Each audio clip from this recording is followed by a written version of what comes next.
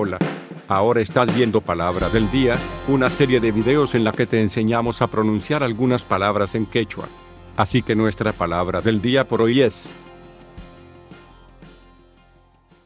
Kichay, kichay, kichay, la palabra quechua. kichay, En español significa abrir. Por ejemplo, paykuna hatun punkuta kichanku pusaqpacha tutamantanta.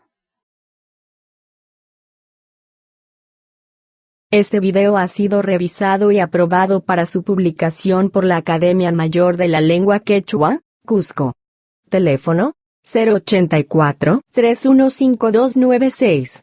Dirección: calle Chaparro 231, Cusco, Perú. Para mayor información dirígete a www.amlq.org.pe.